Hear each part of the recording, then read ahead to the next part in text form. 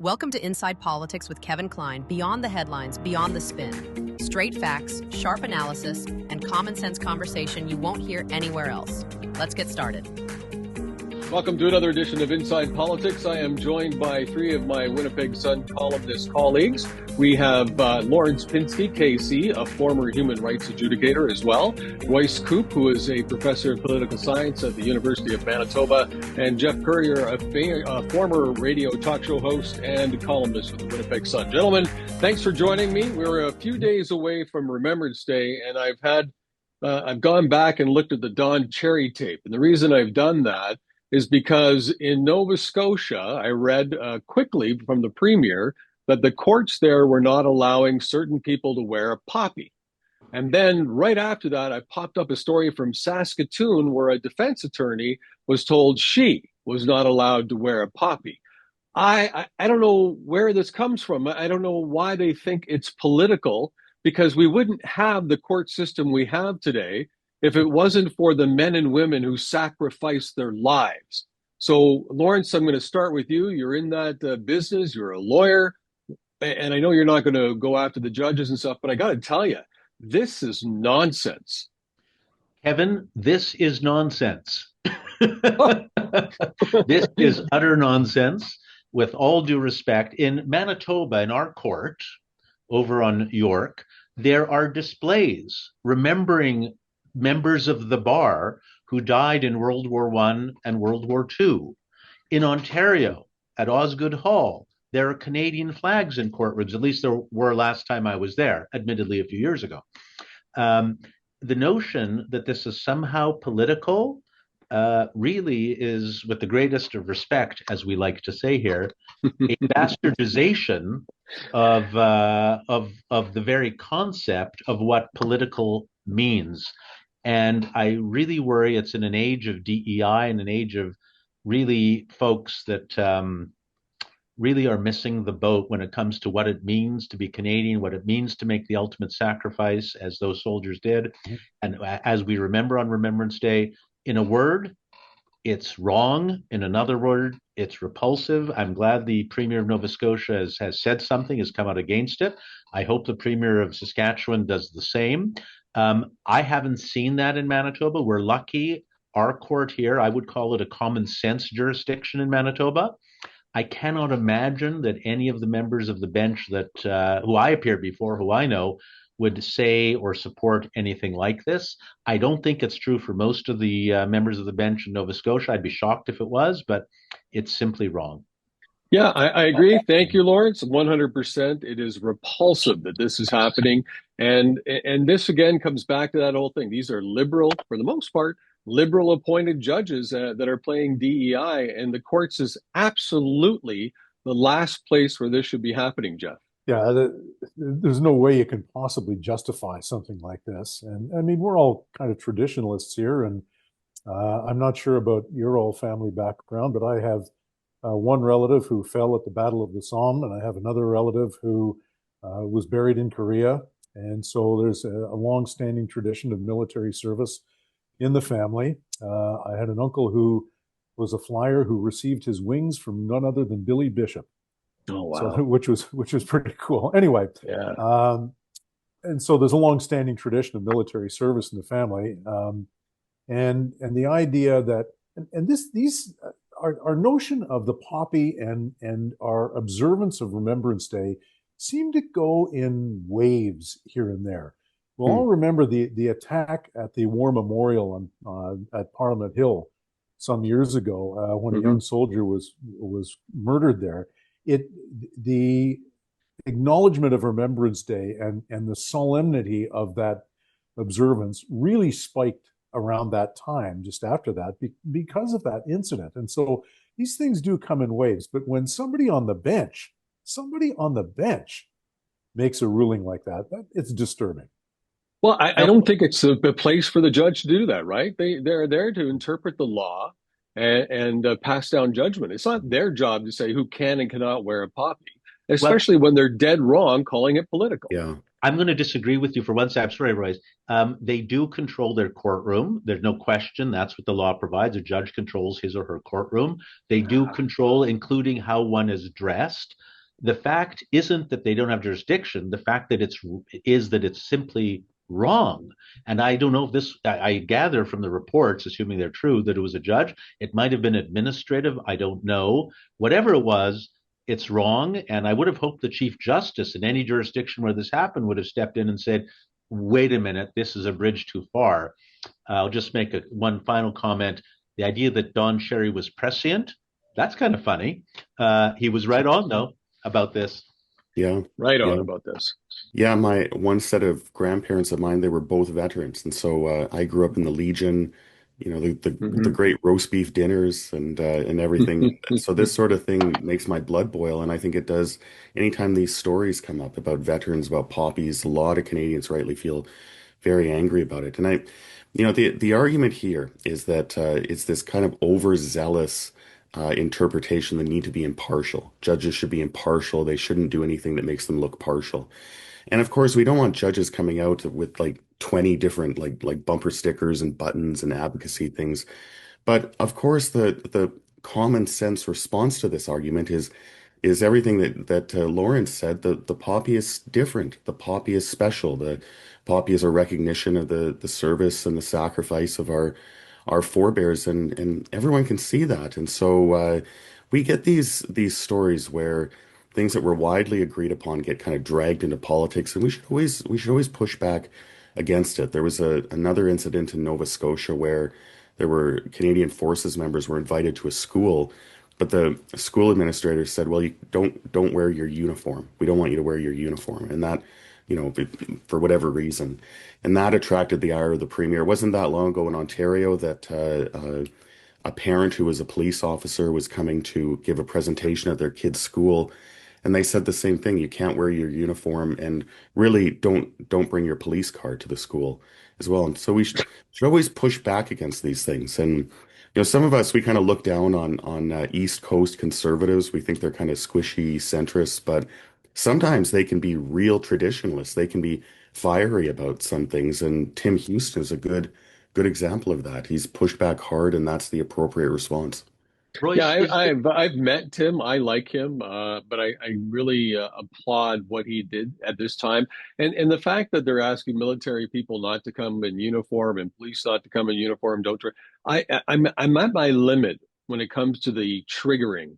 Because I know what we're going to hear from some people is that the poppy triggers war, or gives them a feeling of war, even though they had nothing to do with it. I mean, there are countries in Europe where Flanders Field was, that respect Canadians, that honor Canadians year after year after year for the sacrifices. And in our own country, and I'm going to say it again because I mean it so passionately, these people that have a job simply because our soldiers died for them are disrespecting them.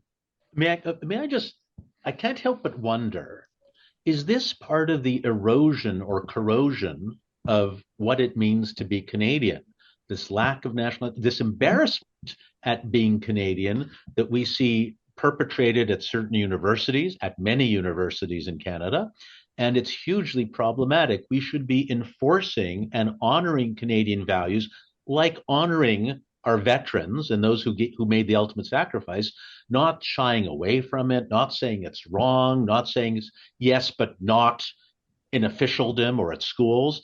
That's atrocious behavior, and it spells, in my respectful view, the end of the Canadian experiment. And that saddens me a great deal, and I hope that Canadians won't allow it to happen.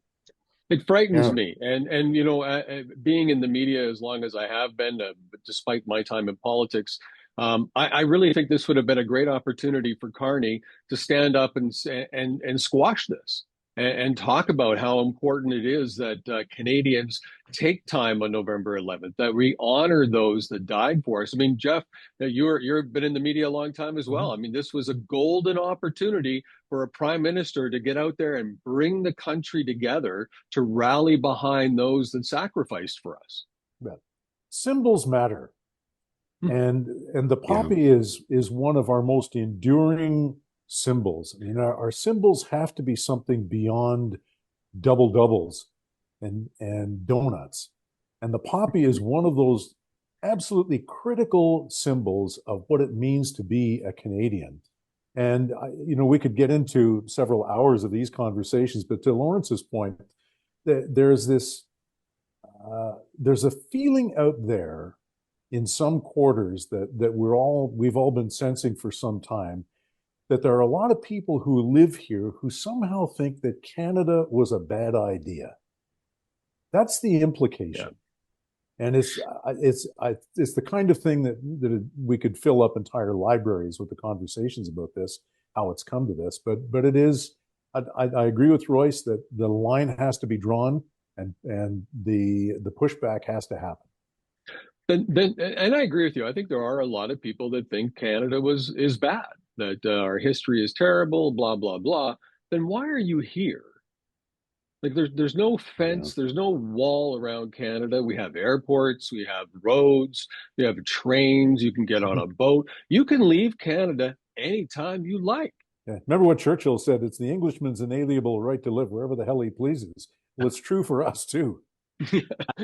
I got to say, though, Kevin, that if Canada keeps going the way it is, I suspect we will see a wall on the 49th parallel, but it's going to be built from the south up. That would be expensive. Kevin, you said Mark Carney had a chance to jump in and say something about this. I'm not sure that he would. I think that Carney is actually kind of more woke than we realize. He's just not as flamboyant about it as Justin Trudeau was.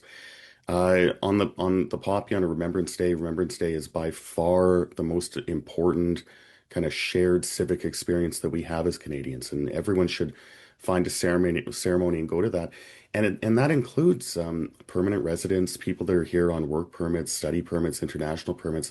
They should be sharing in this civic experience, and we shouldn't be embarrassed to kind of say that and encourage that as well. Yeah, but be careful, because that's what Don Cherry basically said, and he was canceled, right? I call it the cancel culture club started tumbling for him in a heartbeat, and he even got fired from Sportsnet for that. But really, he was talking passionately about the fact that if you are new to Canada, it's more important for you to recognize what our soldiers sacrificed for, so that you had that ability to move here and have the life that you want, the life that you chose. You could come here and have that.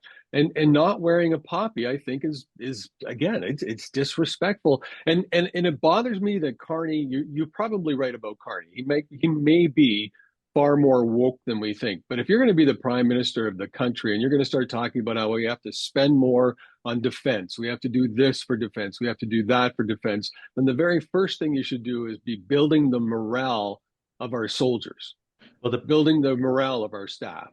The problem is he doesn't believe it. He actually is doing it because Mr. Trump is forcing him. He doesn't believe it. My father was an immigrant to this country, and so I really respect immigrants for what they contribute. But he taught us to love this country, to respect it for what it enabled him to grow and build and do. When you see graduations over the past couple of years, no one is going out. The valedictorians weren't talking about how great Canada is. They were wearing Palestinian flags, not Canadian flags. They weren't celebrating Canada. They were celebrating really a Hamas assault out far away in the Middle East, having nothing to do with Canada. Isn't it time that universities start, teaching how amazing this country is or was or should be, instead of importing this woke nonsense, judging people not by the character of who they are, but by other outward symbols that are just, in my view, a corrosion of what Canada is? Well, we talked about that before, right? We talked about the indoctrination at universities. Yeah, it's so my other grandparents were also immigrants. They were conscientious objectors, and they were the biggest patriots, in part because the Canadian government kept their promise. They were the biggest patriots in the world, and so I think with the Cherry's comments, if you kind of expressing unhappiness, condemning people for not wearing the poppy, the approach that I take is that, like, if you're here, I teach lots of international students, and I would hate to see them kind of feel like these shared experiences are not for them to participate in. I want them to be there. I want, if you're in Canada, you should be there, experiencing this and kind of participating in this big collective project, which is a country. And there's far too many people that don't do that, including people, kind of people that were born here as well. But the problem is it may trigger somebody.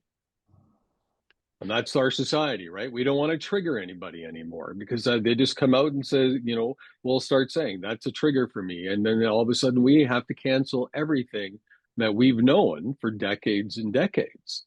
I don't think, Kevin, it's about triggering. I think it's about an embarrassment, a shame about being Canadian. It's a failure of teaching what Canada and Canadian values are. I think that's what this is about. Yeah, but Lawrence, it's the government and others that are saying it's triggering, right? Colonialism, triggering this, triggering that, triggering. I was the chair of the Winnipeg Police Board, and I remember talking to people about having school officers, right? You have resource officers. Yeah. That was an important role. They became a part of those students' lives. They were somebody they could go talk to. They were somebody that they trusted. They were somebody that they felt safe around. And out of the blue, a few people start talking about how, well, it's a military state. That is not the case, but we let that ride. We didn't stand up and fight for that. We didn't stand up and fight for what was right there. It's the same with our DEI hiring policies. We never stood up. We never fought back. If we don't stand up and fight back against this poppy thing, it's like Lawrence said, we're going to lose more and more of our Canadian identity. Yeah, the school resource officer thing is a real scandal. The arguments in favor of getting rid of them are just baloney. The data was baloney. I wish those SROs would be back in schools tomorrow. I hope that gets corrected. Yeah, I'll tell you, if I was back in politics, I'd be fighting to have SROs back in school. Yeah, they do a lot more than people can imagine. A lot more. Anyways, good discussion on the poppy, gentlemen. Thank you very much. I'm sure that you will all be wearing your poppy if you're not already, and you will be attending one of the services across Manitoba, Winnipeg, or even some of the ones that are televised, if that's what you have to do. Appreciate your time. Thank you. Thanks for watching Inside Politics with Kevin Klein. Please like and subscribe to this channel and visit thewinnipegsun.com for more.